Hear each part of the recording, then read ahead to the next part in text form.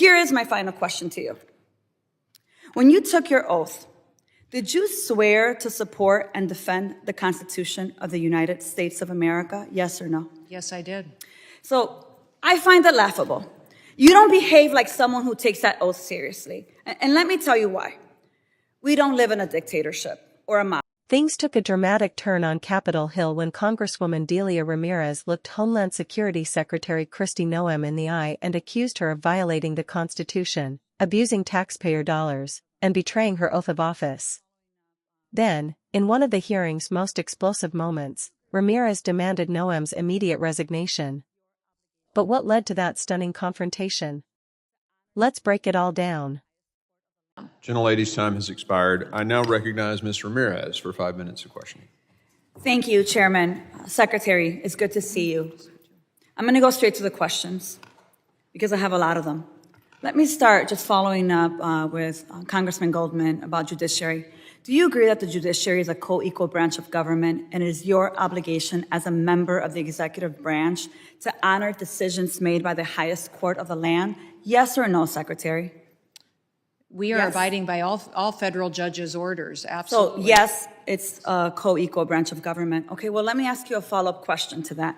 Do you agree that Congress is a co-equal branch of government and it is your obligation as a member of the executive branch to honor legislation and appropriations duly authorized by Congress? Yes or no? Yes, that's why I'm Thank you. thrilled to work Well, for let me the ask you the president that is follow-up question enforcing here because I laws. have a lot of them. Do you agree that Article 1 of the Constitution gives Congress the power of the purse? Yes or no? Yes, it is a duty Do you of believe Congress that, to be let me able ask to you another appropriate follow-up, it's funds. just yes or no. Do you believe you have the power to disregard congressional appropriations and unilaterally repurpose funds that have been duly appropriated by Congress? Yes or no? Ma'am, we are not doing that. So the We are answer to using you is dollars no. as to All how right, they well, were it was a yes or appropriated no, for ensuring the Secretary. Let me programs have continue. integrity. Interestingly, you said no.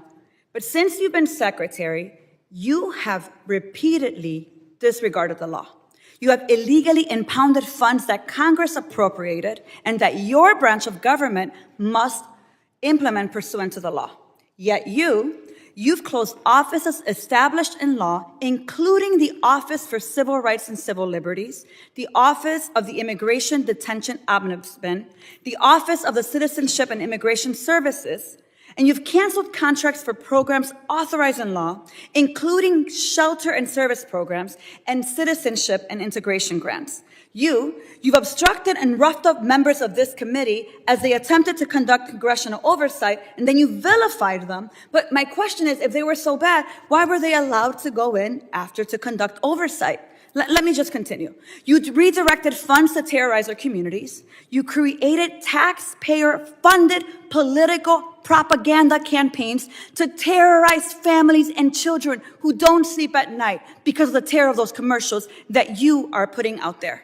You hold sick, disrespectful press conferences in my state where, let me be clear, you are not welcome.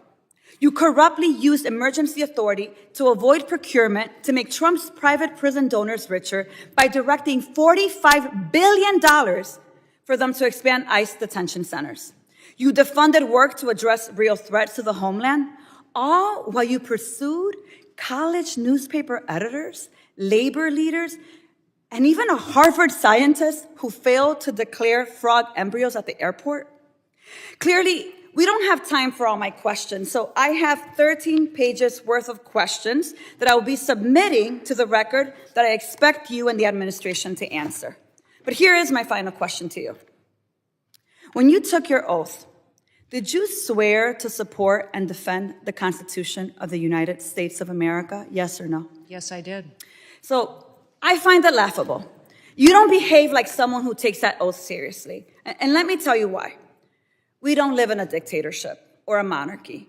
Trump's will is not the guiding doctrine of this nation, and our country is not a playground for his or your twisted authoritarian fantasies. We are a democracy. We defend the Constitution and we affirm the rule of law.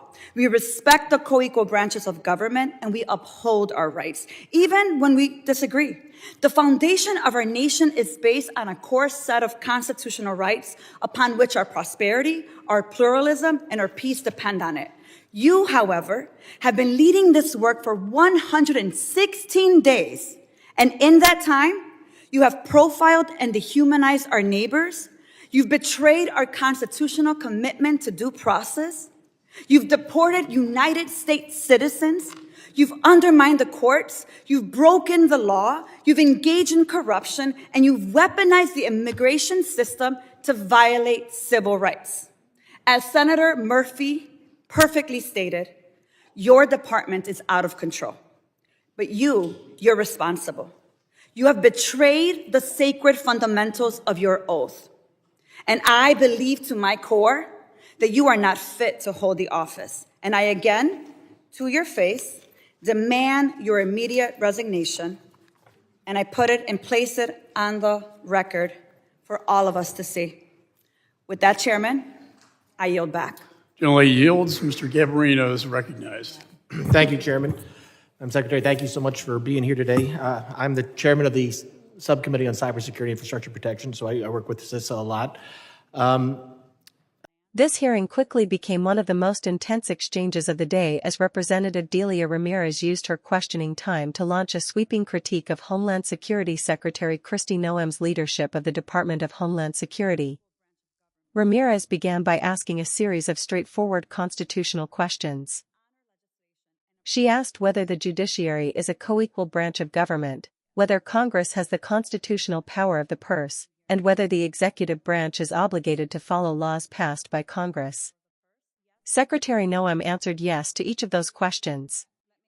Ramirez then argued that those answers conflicted with the administration's actions.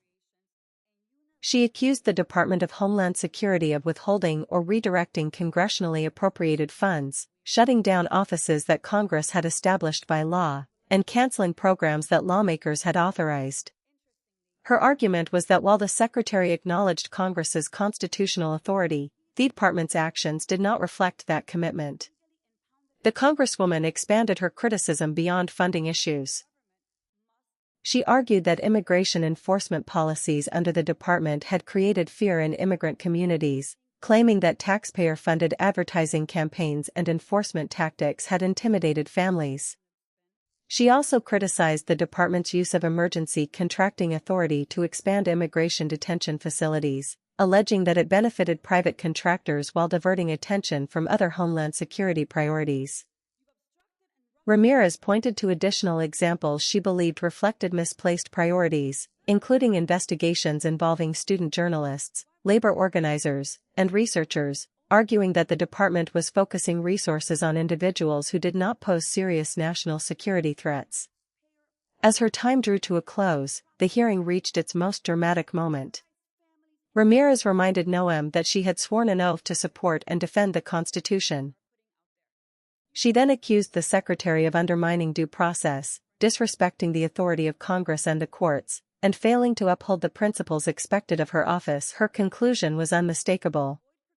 Ramirez declared that she believed Secretary Noem was unfit to continue serving and publicly called for her immediate resignation, placing that demand into the official congressional record. Secretary Noem did not directly respond to many of those accusations during Ramirez's allotted time, as the Congresswoman largely used her questioning period to present her case rather than engage in an extended back-and-forth. Once her time expired, the committee immediately moved to the next member. Supporters of Ramirez are likely to argue that she held a senior administration official accountable by pressing constitutional questions and raising concerns about executive power, immigration enforcement, and government transparency. Supporters of Secretary Noem, however, would likely reject those accusations and argue that the department's actions are lawful, necessary for border security, and consistent with the administration's immigration policies. The exchange reflects a broader debate in Washington over the balance between executive authority, congressional oversight, immigration enforcement, and constitutional limits on presidential power. It also highlights how oversight hearings have become major battlegrounds where lawmakers seek not only answers from administration officials but also attempt to shape the national conversation around some of the country's most divisive political issues. Whether viewers agree with Ramirez's conclusions or with the administration's defense, the confrontation underscored just how contentious the debate over immigration policy and executive authority has become, and why these hearings continue to draw national attention.